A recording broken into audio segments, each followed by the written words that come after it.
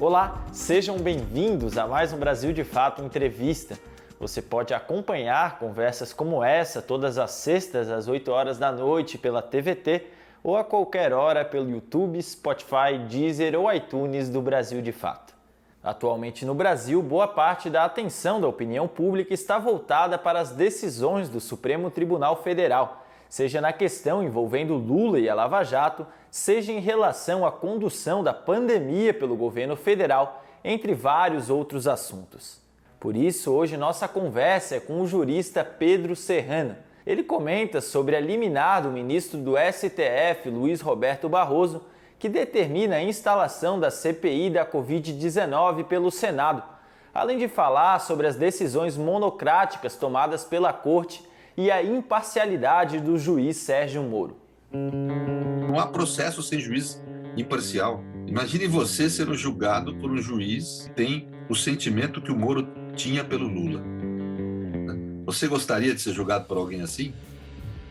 Aí você fala, não, eu nunca fiz nada de errado na vida, eu não vou juízo. Engano seu. Né? Eu tive muitos clientes inocentes na vida, né? Gente que é envolvida numa situação. E numa situação em que você é envolvido, você quer ser julgado por um juiz que tem os sentimentos que o Moro tem em relação a Lula? Agora, se você não quer, por que você acha que você é um ser humano melhor que Lula?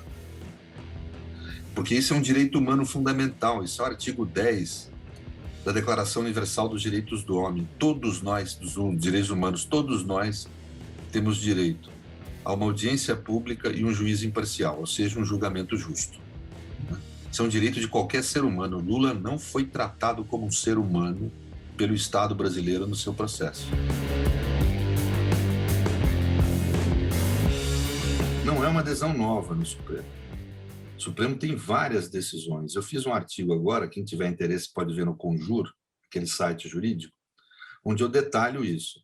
E existem várias decisões do Supremo. Até uma Constituição estadual foi considerada inconstitucional pelo Supremo, porque determinava que CPIs tinham que ser instauradas com decisão do plenário. Né? E exatamente o Supremo considerou inconstitucional porque fala que é um direito da minoria. E o Supremo está certo, é assim que a Constituição determina, artigo 58 da Constituição.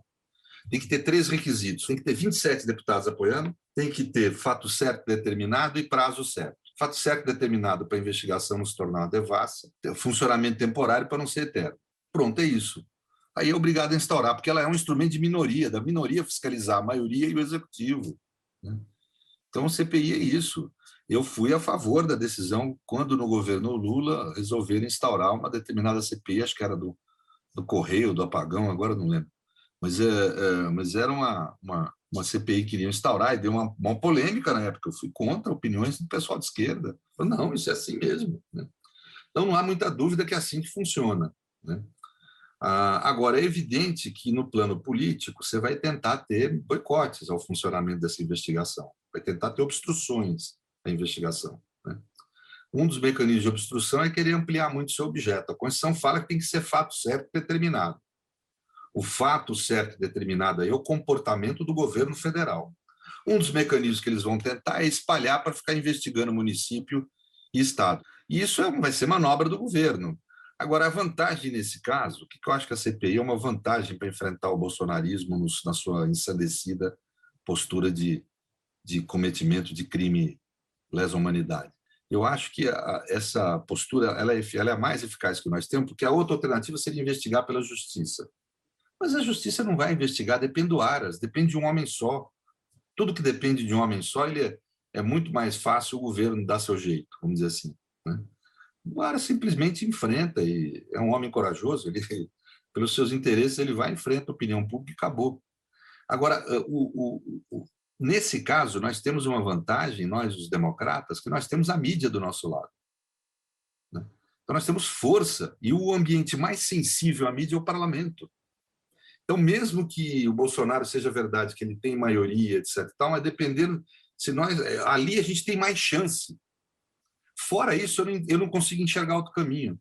Tem pessoas até de esquerda que estão, no primeiro momento eu reagi muito mal à opinião delas, mas depois comecei a ponderar, né? Nesse momento está todo mundo emocionado também, né? Mas eu comecei a ponderar, falando, não, mas a CPI não vai funcionar. Tem um certo derrotismo na esquerda que tem imobilizado a oposição. né? Tudo. Bolsonaro ameaça, a gente acredita na ameaça dele. Ele vai ferrar os governadores, ele vai ferrar os prefeitos. Não vale a pena. Vamos esperar na eleição. Na eleição ele perde. Quem que diz que na eleição ele perde? Até agora, as crises que aconteceram, nenhuma foi por conta da oposição. A oposição não criou nenhuma crise com o governo. Nenhuma significativa. Pega todas as crises que tiveram, foi ex-apoiadores de Bolsonaro conflitando com Bolsonaro, né? São crises nas frações do bloco de poder, né? Originadas no conflito entre essas frações. Nós, oposição, não fizemos nada, né? E a gente, quando cria confusão, é o caldo para ele errar também, tem que entender isso, né? Se ele já erra sem a gente fazer nada, a gente fazendo, ele vai errar muito mais, né? Quer dizer, esse sujeito tem limites evidentes. Ele soltou agora uma gravação dele com o Cajuru. Aquilo aquilo é uma arma para nós, aquilo. Aquilo é uma arma. Ele cometeu crime ali quando ele pede uma decisão do cara que está pedindo a instauração da CPI. Ele comete erros graves quando ele se vê em confusão, né? Ele já não sabe agir na normalidade pacífica, imagina numa situação de conflito. Então, eu acho um imenso erro de parte do ambiente progressista estar, de fato, contra a CPI, porque não tem outro caminho. E você vai conversar com as pessoas, elas não oferecem caminho. Elas acham que o caminho é ficar em casa, sem fazer nada. E pessoas morrendo.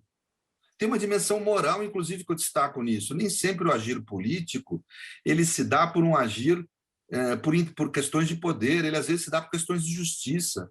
Há essa dimensão na política. Como é que você explica a figura do revolucionário? Pela razão? É isso? Aquele povo na rua derramando sangue é pela razão? Né? É evidente que tem uma carga afetiva ali de crença. Walter Benjamin é um grande autor que consegue enxergar isso com brilho, né? Quer dizer, há um elemento de crença, um elemento afetivo, e que tenha muito a ver com um sentido de justiça, né? Um sentido moral que tem na política, que existe na política, né? Então, às vezes, a gente tem que agir para defender a vida, sem muito prolegômenos, né?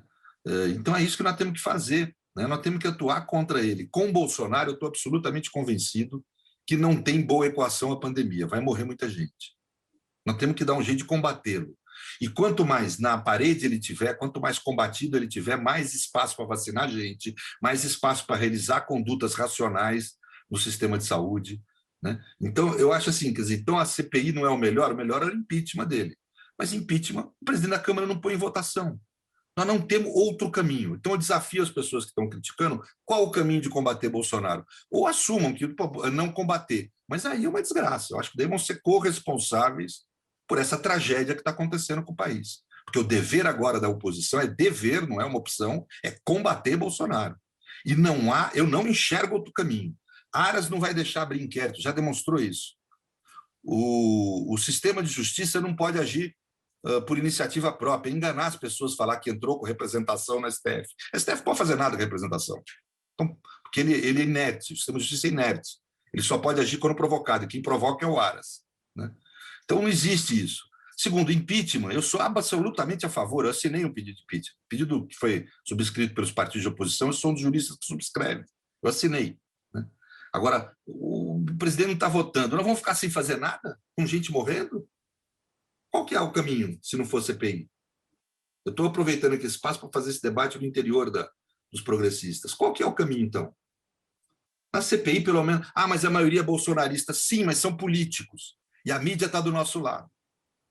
Mas eles vão manipular para ir contra governador e não sei o que lá. Será que nós vamos engolir essa manipulação? Nós somos tão burros assim? A mídia é tão burra assim?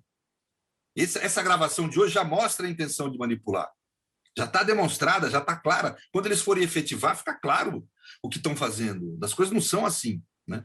Então, eu acho que existe a necessidade de combater. Isso é uma necessidade moral, não é só política. Porque gente está morrendo, está sendo cometido um crime lesa-humanidade nas nossas fuças. O ser humano que se abstém face a um crime de lesa-humanidade perde a sua condição de cidadania. É uma tendência antiga no nosso direito, ruim. Nosso sistema de justiça tem problemas estruturais, que eu acho que nesse momento quem deve tratar, nós não estamos no momento histórico para tratar, isso é uma questão de conveniência e oportunidade. Mas no plano técnico, falando aqui no plano técnico, sem conveniência e oportunidade, né? Nós temos um judiciário absolutamente atípico. Atípico no mundo. Nós fizemos uma junção do modelo, a Constituição de 88 fez uma junção do modelo europeu continental com o modelo norte-americano, em que se controla, no modelo norte-americano, é o judiciário quem faz o controle de constitucionalidade, mas ele faz o controle no caso de João contra José, no caso específico. E como a Suprema Corte, as decisões dela vinculam os tribunais inferiores, no sistema americano é assim, é o sistema de precedentes, né? Você acaba realizando o controle de constitucionalidade por esse mecanismo de vinculação. Mas é uma adesão num caso comum. Eu me lembro, por exemplo, dos casos, por exemplo, de direitos civis da década de 50. Eram casos individuais. Ia lá o pessoa contra a segregação racial nas escolas, ia lá tentar a matrícula, o movimento negro orientou lá uma fulana a fazer isso, foi negada a matrícula dela numa escola branca, a partir dessa negação, foram para a justiça para tentar reverter, e chegou o Supremo, reverteu a política de criminalização, de segregação racial nas escolas, né? Então, isso é a partir de um caso concreto. O sistema americano funciona assim. O sistema europeu, ao contrário, o sistema político. Você tem uma corte constitucional que representa os três poderes, está acima deles, e que controla, em tese, controla em abstrato, a validade constitucional de atos dos três poderes, do judiciário, do executivo e do... Ou seja, você não tem um poder acima do outro. Aqui no Brasil, como nós juntamos dois modelos, o judiciário tem o poder de controlar a validade dos atos dos outros poderes. Isso é complicado, porque um poder fica acima dos outros. Nós não criamos uma corte constitucional acima dos poderes, nós temos um poder controlando a validade dos atos dos outros poderes. Então, isso já é algo ruim. E aí o pior é que desde a década de 40, pelo excesso de casos, porque os nossos tribunais superiores, em vez de delegar a função para os tribunais inferiores, resolveram acumular funções, né? Então, o que ocorreu é que esse excesso de casos levou à necessidade de cada vez nas nossas cortes, todas elas, se tornar mais importante a figura do relator. O que é trágico, porque o que caracteriza a modernidade em termos de sistema de justiça, é o voto colegiado. A modernidade surge com o common law, né, que vem junto com a construção das nações, na Inglaterra, e lá surgem as cortes de Westminster, quer dizer, que são cortes, são colegiados para julgar, né? Sempre se considera que o grupo julga melhor que o indivíduo. Então, é mais assim, atrasado, é mais primitivo o julgamento por um juiz individual, né? Então, é muito primitivo o relator ter esse poder todo que tem no Brasil. O problema é que nós temos a possibilidade no nosso sistema hoje de um relator, veja só que interessante, um relator, um ministro, suspender a eficácia de uma emenda constitucional por liminar. Ou seja, ele suspende a decisão de 3/5 do parlamento. Um ministro apenas. Então, é evidente que há uma disfunção estrutural nesse papel do relator. Mas, gente, é o que temos para hoje. O Judiciário Supremo, pelo menos como corte, é a melhor corte que nós temos no país, indiscutivelmente, a melhor corte que nós temos é o Supremo Tribunal Federal. Ele tem criado mecanismos de limitação, né? Então, por exemplo, o que fez o ministro Barroso, né? Ele aplica a jurisprudência da corte. E ele ainda teve uma medida íntima de contenção, que foi consultar informalmente os outros ministros, né? Que é correto isso. Correto, é uma medida correta isso, né? Mas a parte disso, quer dizer, ele aplica uma jurisprudência que é pacífica. Bolsonaro está querendo ter uma Constituição só para ele, né, que não crie limites, que dê poderes autoritários a ele, né? Isso é pacífico, gente. Já houve várias decisões contra o governo Lula, contra os outros governos. Por que Bolsonaro tem que ser diferente? Por que ele que quer ser o diferentão, né? Quer dizer, então, eu acho assim, essa situação é muito grave. Queria destacar o assunto da gravação. É a prova de cometimento de crime pelo presidente da República. Isso não pode ficar em vão também. Temos que pressionar o Procurador-Geral da República, ou ele exerce o papel dele, ou temos que decretar o impeachment do Procurador-Geral da República, né? Porque ficou claro que o presidente da República estava manipulando, estava pressionando o senador já para ter um relatório favorável, antes de sequer começar as investigações. Ele comenta sobre o relatório, o presidente da República. Ou seja, ele está obstruindo a investigação do Legislativo. Isso é grave. Ele está interferindo na investigação do outro poder. Isso é grave. Isso não é só motivo para impeachment, não, é motivo de crime, precisa ser apurado isso, né? Então, nós precisamos ter as instituições funcionando no país, né? Minimamente. Não há como se admitir a legitimidade constitucional da Lei de Segurança Nacional. É verdade que ela foi produzida já no fim da ditadura, mas mantém integralmente o espírito da ditadura, né? Ainda era um momento autoritário. Aliás, o autoritarismo só começa mesmo a romper no Brasil em 88, com a Constituição de 88, né? É ali que nós temos a democracia brasileira. Tudo antes é questionável, mas, de qualquer forma, o espírito da lei é totalmente o espírito da ditadura, é transformar em crime a crítica. Veja o artigo 26 da Lei de Segurança Nacional, que é qualquer crítica que vá contra a imagem do presidente da República ou dos presidentes dos poderes é crime contra a segurança nacional. Quer dizer, veja, você chama... Eu alertei quando foi dar adesão daquele deputado e aplicaram a lei, né? Eu falei, olha, isso aí vão começar a processar a gente, aí já estão começando, né? Mas por chamar Bolsonaro de genocida, que é uma crítica política, uma política pública absolutamente legítimo, mas vão entender como uma ofensa à imagem dele, quadrado no 26 da Lei de Segurança. Não deu outra. Aconteceu já com aquele menino lá, aquele blogueiro famoso, Felipe Neto, né? Essa lei ela é um malefício para o país. Nós precisamos revogá-la, mas temos que substituí-la por outra, porque a democracia precisa de mecanismo de defesa. Toda democracia no mundo tem mecanismo de defesa das suas instituições, né? Então, nós precisamos de uma lei de defesa do Estado democrático. Eu fui um dos juristas que, aliás, fui que coordenou uma equipe de juristas que produziu um projeto que está hoje apresentado lá na Câmara, um projeto minimalista, né? que tem muito cuidado para não repercutir efeitos sobre o direito à opinião e sobre o direito à manifestação pública dos movimentos sociais, né? São direitos muito importantes serem preservados, ao ponto de a gente ter preferido fazer um projeto que deixa de punir condutas que talvez devessem ser punidas, mas para não correr o risco de ter condutas legítimas punidas. O nosso cuidado é que, primeiro, nós passamos a considerar com essa lei o movimento popular uma instituição da democracia, a ser protegido pelo Estado. Nós temos que entender que o movimento social é uma instituição da democracia, tanto quanto a imprensa, tanto quanto a advocacia. São instituições privadas da democracia, né? Mas não há democracia sem advocacia, não há democracia sem imprensa, mesmo sendo privadas, pois não há democracia sem movimento social. Então, nós estabelecemos essa dignidade jurídica do movimento social na lei. Mas o segundo elemento é a preocupação mesmo. Por exemplo, a ideia nossa é punir levantes contra o Estado, mas levantes com uso ou ameaça de uso de armas de fogo.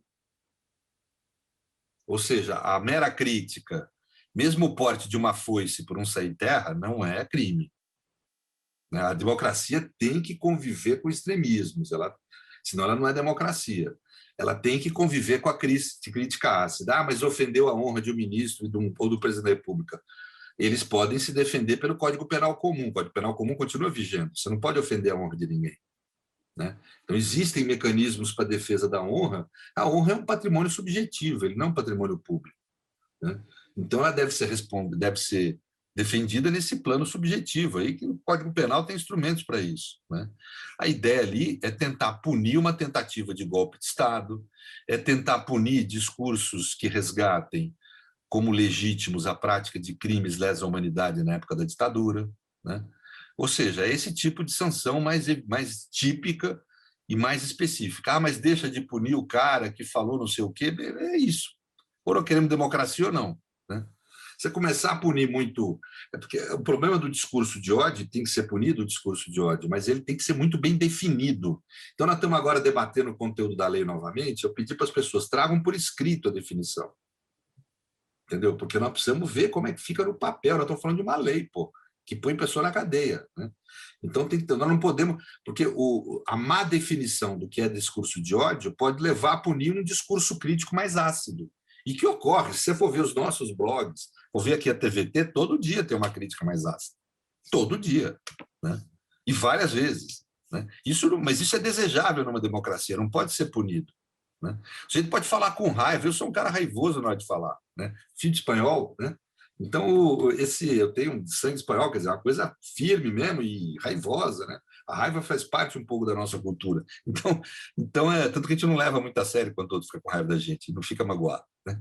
Tem couro grosso, como a gente fala, né? Então, assim, mas é um jeito de ser, quer dizer, e um jeito de fazer a crítica, que é necessário na democracia, né?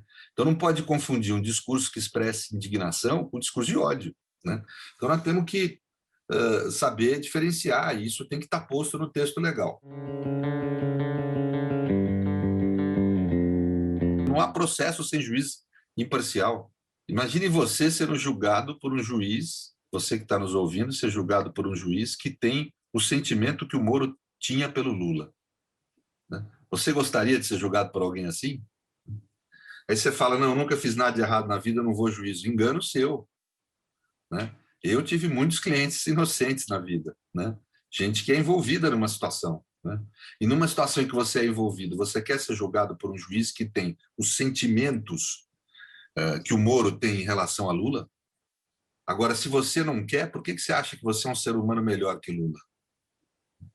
Porque isso é um direito humano fundamental, isso é o artigo 10 da Declaração Universal dos Direitos do Homem. Todos nós, dos direitos humanos, todos nós temos direito a uma audiência pública e um juiz imparcial, ou seja, um julgamento justo, né? Isso é um direito de qualquer ser humano. Lula não foi tratado como um ser humano pelo Estado brasileiro no seu processo. Ele foi tratado como um corpo aquém do humano. Foi tratado como um inimigo, aquele inimigo do Estado, que não tem direito à proteção jurídica mínima e política também que qualquer ser humano tem, né? Então, Lula, a única decisão capaz de reumanizar Lula integralmente é a decisão que foi dada pela segunda turma, ser estendida para os demais processos em que Moro atuou, e Moro ser definitivamente considerado um juiz parcial em relação a Lula. O que a decisão de Fachin tem de bom é que recupera a cidadania formal de Lula. Ele pode voltar a ser votado, pode voltar a ser elegível, mas isso é insuficiente, né? Isso é insuficiente. Nós precisamos resgatar a humanidade de Lula, não por ele, hein? Por todos nós, porque se isso acontece com Lula, pode acontecer com qualquer um de nós, né? Basta a gente cair em desagrado aí do sistema por alguma razão, ou uma razão aleatória qualquer, né? Nós podemos ter aí, sermos desumanizados injustamente.